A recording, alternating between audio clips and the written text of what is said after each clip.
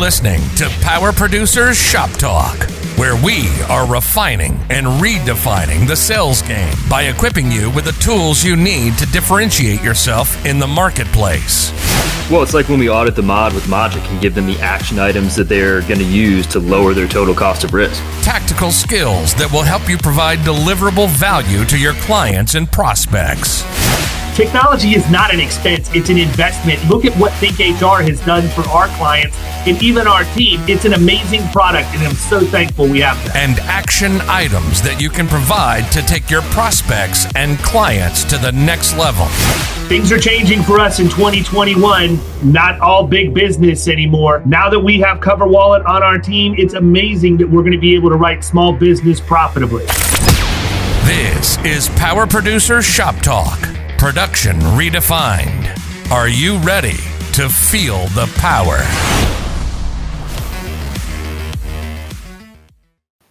Hey everybody, welcome to Shop Talk, where we're here to give you practical applications you can use in your commercial insurance production career. Today, we're going to talk about how to drive wedges and also how to get along symbiotically with those pesky payroll companies. Those payroll companies, they want to steal the comp, but they need us to place it for them too. In some circumstances. This has been a hot topic in a couple of forums, so I figured this is a good one to talk about when you're dealing with payroll companies. Because for me, I can't speak for Mr. Gurley who's with us, but I know for me, and I can also comfortably say for Kyle, payroll companies are a huge source of referrals for us. Yep. So you got to be careful, man. I mean, we can't be biting the hand that feeds us, but at the same time, those people can't always give the best options to your client. And so I figured, why not? Let's just talk about what it's like to sell for them and what it's like to sell against them.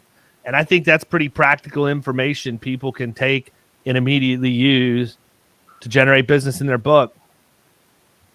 Right. Yeah, I agree. Number one wedge. So let's talk about working against a payroll company first. Let's just get.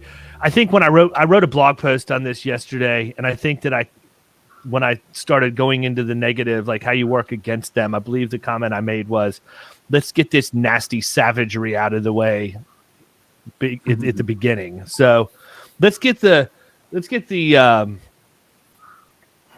competition part out of the way. So number one, Kyle, number one wedge that you can drive against a payroll company right now.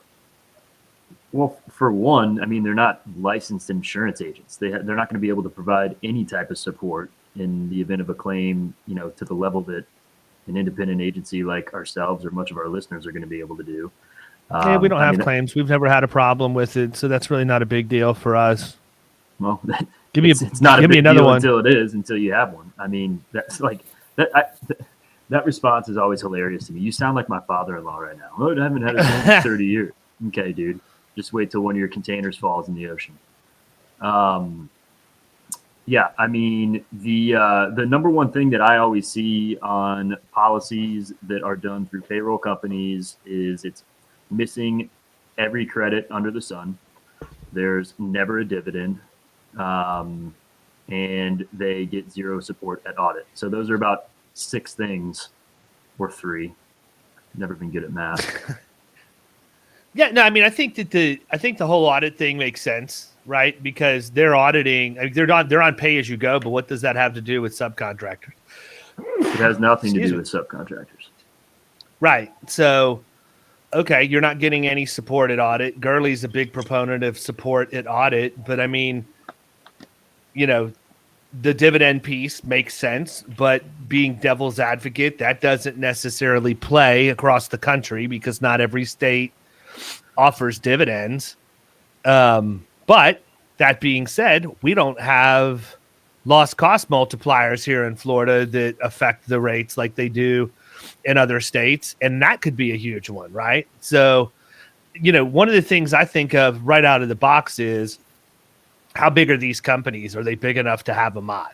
Many times they're not. Many times, when you're dealing with somebody who's buying their comp from the payroll company, I'm not saying the majority of the times, but a good number of them, it's not even the mod's a 1.0. They don't have enough meat on the bone to get a mod promulgated to begin with. And if they do, any variance in it really isn't going to be a huge amount. So they're not going to feel the pain of pricing in Florida, in many cases.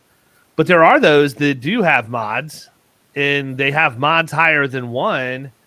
And I'm pretty sure that the payroll company is not going in there when the mod comes out and using Mod Advisor to figure out what's going on with the mod. So I think that's a big one we can use here, right? Is what kind of mod software is there? What are they doing to validate that your mod is correct? But take that and throw it out, right? Because again, going back to what I'd said, a lot of them are too small to even have a mod, or there's not enough payroll in there to make that much of a difference. Credits is a big one, always missing. Dividend is a big one because most of them write with a carrier that is not filed for a dividend in the state of Florida. And so that's why, it becomes imperative to know who can write what and all of that. And with that particular carrier, we represent them, right? Mm-hmm. So I've got to be careful there. But for the carriers that we represent that do have dividends in Florida, then the big wedge the payroll company drives back is typically, well, we won't administer your payroll unless we won't administer your workers' comp unless we place the policy. Right. And then that comes into the use of RPM, which you've got 100% of our agency's experience in using. Talk about that for a minute, because that removes all of that. It does, because they'll remit the premium to the carrier on the insured's behalf, and they get all the information. It's hands off. It's essentially like the payroll company is still doing it. Like the insured doesn't feel any of it or have to be involved. They get the reports from the payroll company and handle that every time the payroll is processed. And the fee that they charge to do this is the same that the payroll company charges to do it for them. So it's really a no-brainer. It's a complete pass-through. It doesn't cost them, the insured, anything extra to do that. So it's been really easy to introduce that concept to some of my insureds to make sure that we're able to keep the comp and not increase any type of work that they are doing on their end. Or any expenses. That's a good point, man. Is that, it is a pass-through expense. I think most people think that these payroll companies are just doing pay-as-you-go because they're kind-hearted people that just really want to help the common man, when the fact of the matter is they're charging them money for it, right? And we have to be able to highlight like $15 a pay period, and it's the same thing that RPM charges. Right. Yeah. And so now you can pay the same $15 per pay period. But for us, let's just say you got $25,000 in comp premium. You could end up getting 20-30% of that back at the end of the year if you're loss free. If you've got a reasonable dividend plan, depending on which carrier we put it with. And those numbers aren't unrealistic. I mean, I think that's a big one. But the loss cost multipliers is another big one. And I know, Gurley, you know more about this stuff because it's relevant where you're at. But the way that I understand that is, and I think I'm fairly close to understanding it, considering I don't really write comp outside of Florida. I just have a lot of friends who do, and the people in Killing Commercial are using this as a way to prospect, and it's a huge way for them to prospect. Let's say you have somebody that's got a little meat on the bone. They've got a pretty good mod, and you go and look and see that they're with one of these carriers that's got like 8 different underwriting companies, and they each have their own LCM attached to it. And you find out that they're in the worst LCM that they could be in. And it makes no sense. It's because the agent didn't bother to go push back against the carrier to put them into the better company. We got people in Killing Commercial just taking comp business hand over fist just by pointing that out to a client. Hey, just out of curiosity, you've got a best-in-class mod, but you're in the worst underwriting company, which means you're paying way more than you need to. How did that happen?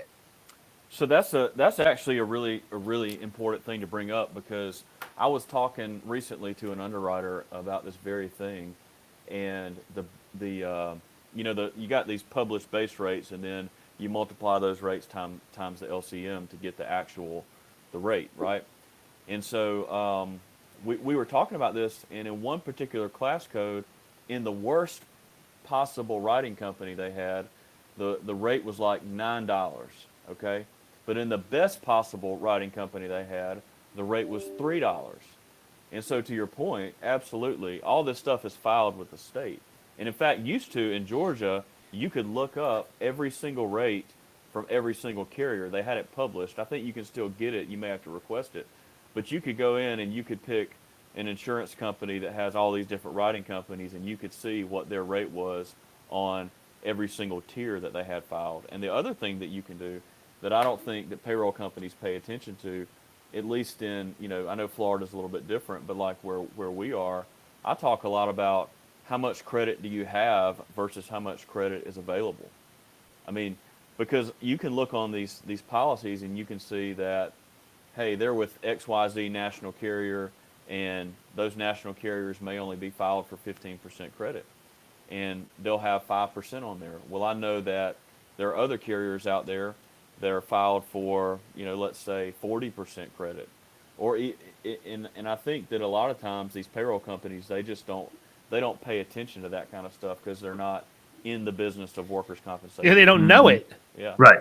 They don't know it, and it's not relevant to what they're doing. They're trying to get the payroll deal, which I totally understand. But so, what determines what determines where they end up? Is it solely the agent putting them with a certain carrier, or how does that work? Well, that's just really, a negotiation thing. That's like. I envision that as being the same thing as us going to AmTrust in Florida, them having like 10 different dividend options, and we have to get with the underwriter and say, here's what past performance dictates. This is really what I need to get the deal done. At the end of the day, it's all the same bucket of money relative to manual premium. It's a matter of whether or not you're in a state with filed discounts that you can go get better rates now, or for us, it's delayed gratification. You can get a massive return if you have a good year, but you're 9 months removed from the policy expiration before you see that money. That's right. Well, and that's so I think the negotiation's probably about the same. Yeah, it's really the same thing because, using AmTrust, for example, if I am talking to the underwriter and they send me a proposal and it says technology on the front, I'm like, hey, what about Security National? Because I know that's a lower rated tier for them.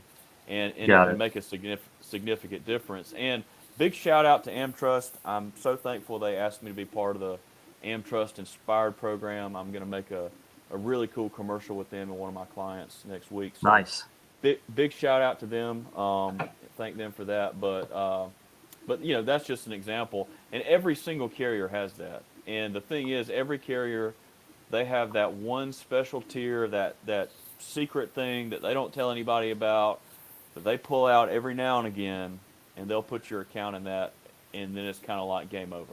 And so whenever they tell you that, hey, we're our best deal, usually they have that kind of one extra gear that they can put the account into. Interesting. To get the premium down. But yeah, there's a lot of rules in Georgia about debits and credits and different things like that, and how carriers have to be filed. But even on a clean account, I've talked about this before without jumping subjects. If you have a clean account and they have 0% credit and the carrier's filed for 40%, then the question is, why are you not getting any credit, right? Right. And you could be getting up to 40%. But I think a lot of times that's what you get with the payroll companies, is they don't know. Well, and true. I think it's important too, I realize that some people are not going to agree with me in this situation, but guess what, people? That's why we all have our own agencies, and you can do it your way, and I'm going to do it mine. We have a responsibility to our clients that is undeniable, but we also have a responsibility to our carriers. We're responsible for bringing them good risk. We're responsible for hitting our loss ratios with them and also our production goals. And I'm not going to sit here and advocate that if a carrier has 40%, that you need to go after that carrier to give you all 40% on every single risk. Mm-hmm. You need to look at each risk individually and ask yourself, is this thing going to blow up if I put it at 40%? Because I think a lot of times, and there was a back and forth in one of the online forums about something similar to this, where I don't even remember what it was, but it ended up being really controversial. That somebody was holding back on giving all the credit, and somebody else said, no, you should give all the credit every single time. Here's the thing. If you know your client well, if you have a good loss profile on them, if you understand their total cost to risk, you should be able to go in and realize, you know what? If I put this thing at a 40% discount, they have one or two claims, this thing's going to blow up compared to where it would be otherwise. And you need to run some math on that. But you need to let experience do some talking for you too, because I can tell you right now, there's been plenty of times where I've gone to an underwriter, and they'll come back to me and say, "We'll give you a guaranteed cost program, but we can't offer you a dividend." And I'll go back to them and say, "Well, why don't you give me 25% consent to rate and give me a 35% topside dividend, so that my client, if they have a perfectly clean year, they're actually going to save 10% more than your manual premium would have been, but they have to achieve their objectives in order to do that." There's accounts where we're going into a situation where they need a little bit of negative motivation to implement what we're putting in. And I disclose that to the client too. I'll tell them, look, I can get here's what I can do. I can do it this way with no dividend, or I can do it this way, get you a dividend, and it's going to help, with the initiatives that we're putting in place. The client almost every single time takes the consent to rate, and then they end up paying the dividend on the back end. We did that on one of yours, that landscaping account. I was just about to say, I was trying to remember the examples of that.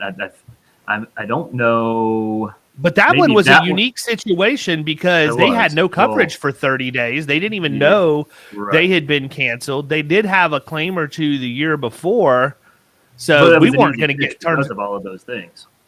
Yeah, we weren't going to get terms at all. Right. Yeah, the underwriter wasn't even going to give us anything. I went back and countered with that so that we could get terms, because their only other option was to go into a PEO for a ridiculous amount of money relative to what we were able to do for them. And it worked out just like I said. They ended up having a great year. They didn't have any losses, and they've gotten their dividend every year since at this point. They have, yeah. We were able to remove the consent to rate like that next year. Well, I think. and I think too. So getting back to wedges, and you're right. They did. We had them pull the consent to rate the next year after they proved themselves. So now they have no consent to rate and the dividend, and they're basically printing extra money every year. Right. My thing is this: like, my number one wedge is, if you're not going to your insurance guy to buy your payroll, why are you going to your payroll guy to buy your insurance? True. Right? Yeah. Like, people don't think about that. And then that opens the door for the conversation to talk about all of the other wedges that we've touched on. Josh, do you have any other wedge for a payroll company we haven't brought up? I mean, I think just other than the fact that we're going to go in and help them with return to work, we're going to help them with soft cost and things like that. I mean, I think this has been pretty comprehensive. And to be fair, I think that, at least where I'm at, and probably most NCCI states, middle market accounts would almost, I've never seen one with a payroll company. I can tell you, I've never seen an account more than, now I've seen them with PEOs, but just a straight up payroll company, I've never seen an account over, $5,000 or $10,000 be with a payroll company. See, we see them all the time. But that's good segue. That's good segue into the next part of this. And the next part of it is, how do you work with them? So, I think that it's important because payroll companies can be very good referral sources. Number one, we need to be able to work with them because they can't write every code. Now, I know that some payroll companies have relationships with carriers that many people listening to the podcast are appointed with. And because of the volume that those payroll companies do with that particular carrier, they've got an expanded list of codes they can write that we can't. I also know that you can't AOR that policy away from the payroll company, again, because of the volume that they do for that carrier. They write the most workers' comp for that carrier in the country. So they have certain enhancements and certain protections. But that being said, ain't going to write a roofer. Right. Probably not going to write somebody that's doing drywall. Probably not going to write a framer. Many times not going to write an interior trim carpenter. I mean, there are things that we have the markets to do that they can't. And so if you can place that business, they get the deal. So it's extremely lucrative for them to work with us and vice versa. Yeah, definitely. I mean, and those examples that you gave are absolutely some of the most frequent ones that come my way from payroll reps that I work with. And we've got markets for that stuff, so it works great. We're able to to do a little trade off there and build that relationship. And I think the other thing is that we don't always think about is many times the payroll companies aren't necessarily competing with us for the workers' comp. The payroll companies are out competing against PEOs to break that relationship, and they want to pull somebody out of a PEO, and they need help, right? They need help on the comp side from a claim standpoint, from a paper standpoint. They may or may not have this, depending on who it is, the same level of HR support, safety and risk management support that we're able to give at the agency level. We've invested heavily in being able to do those things. And because they can't do that and we can, we end up being a very powerful partner for them at the point of sale to help them sell against that PEO. I think one of the things that allows PEOs to be so successful in that small, medium business space is because they go in and they hang their hat on all of the stuff that they're going to provide, and then it never happens. Yeah. I'm not saying it's necessarily the PEO's fault. A lot of the times the PEO makes the tools available and the client doesn't use it, which is why we have somebody that's a dedicated resource internally that's the liaison between our clients and our value proposition to make sure that they understand how to use it and that we're following up to make sure they are using it, and all of the education that goes with it. But, if you're just a straight agency and you don't have that added value, if you don't have the Think HRs and all of the other stuff, Mineral. Good luck. So what do you say? I said mineral. Yeah, mineral. I'm going to call them Think HR till the day I die. It's tough to get out of that habit.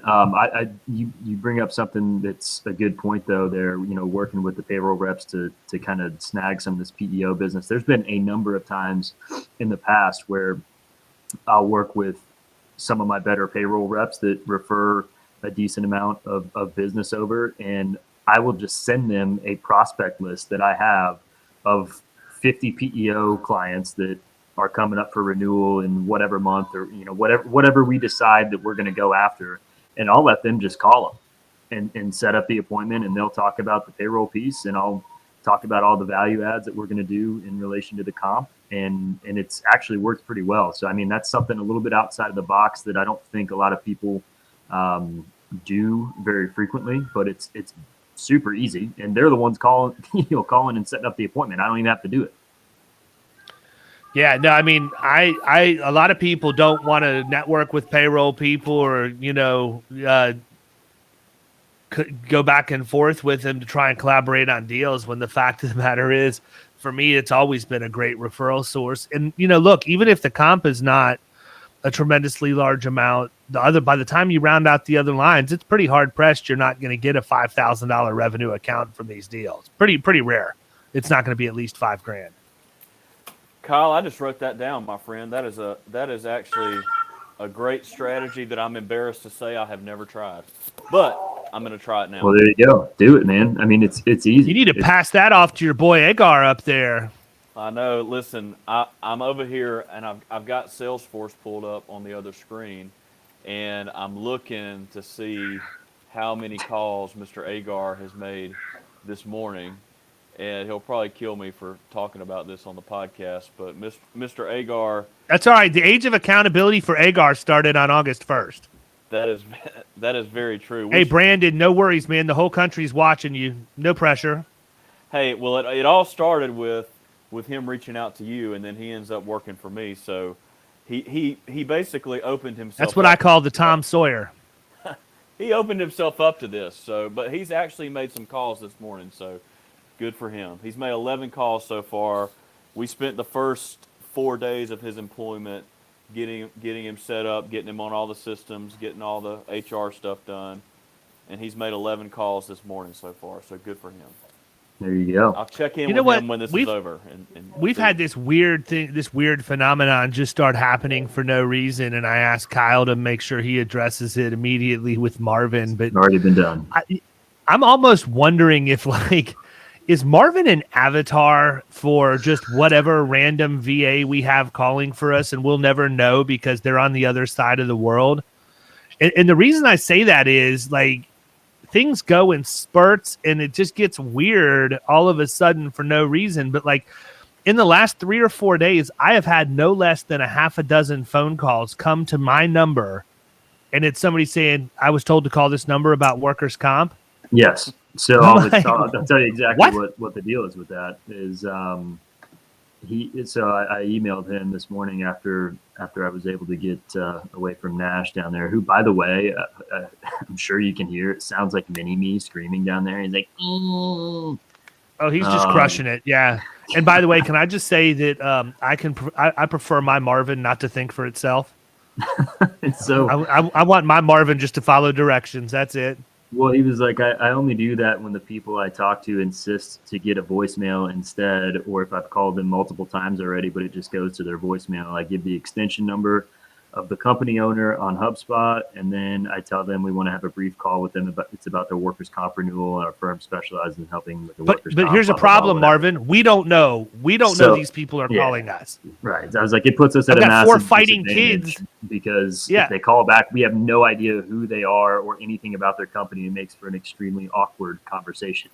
So yeah, I had 4 fighting kids in the Tahoe going to Chicken Taco Loco the other night, and I'm getting a call from a controller of a middle market company wanting to talk about workers' comp. While I'm happy to talk about them, not the appropriate venue.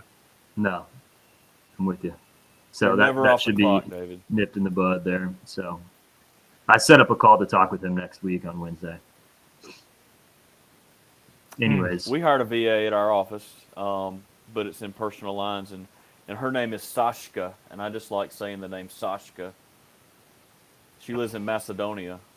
Sounds about right. And she's awesome. So I don't know. I wouldn't know her if she walked in my office. I have no idea what she looks like. But I'm glad. I feel like you could pick a Sashka out of a lineup. I feel like we could too. I feel like Sashka's probably got.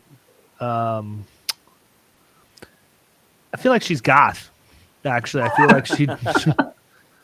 feel like she's goth with red hair, maybe pasty white skin, but heavy on the eyeliner. Possibly multiple piercings. I wouldn't know, fellas, but I can tell you this is that I think if you're, and we're doing this in personal lines to be fair, but I do think there are.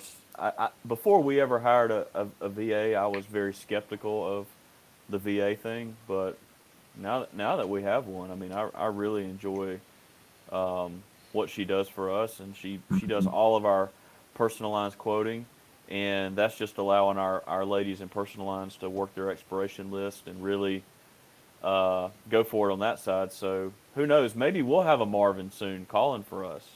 There you go.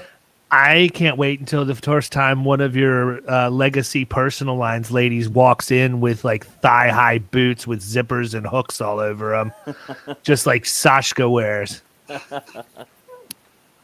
All right, well, listen, let's wrap this one up. Let everybody get started with their weekend. The next episode is the last one of the Gurley sessions, which I think is hilarious that we call them the Gurley sessions. I swiped that from Zach Brown Band.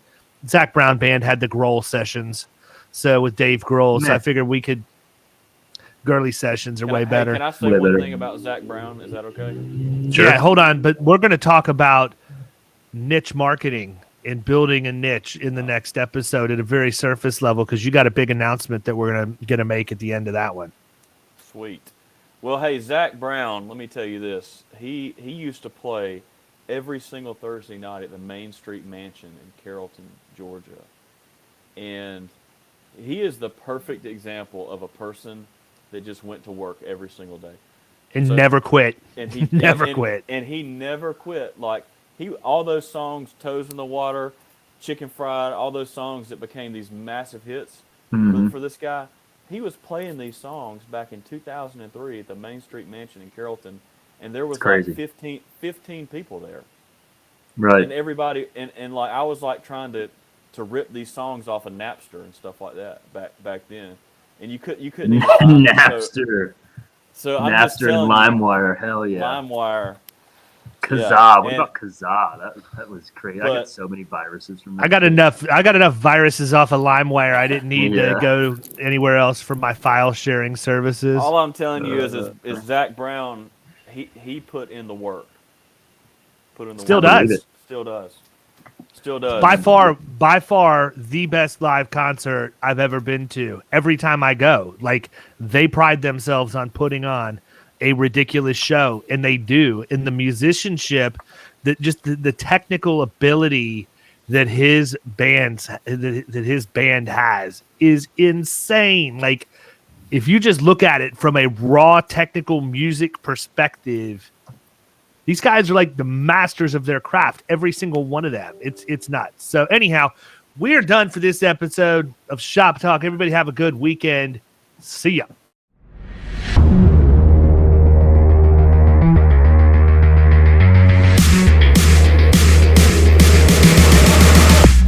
You've been listening to Power Producers Shop Talk. You can follow us at the Power Producers Podcast on Facebook and Instagram. And if you want to take your game to the next level, check out our commercial insurance training course at killingcommercial.com or visit Amazon to pick up a copy of our international best-selling book, The Extra 2 Minutes.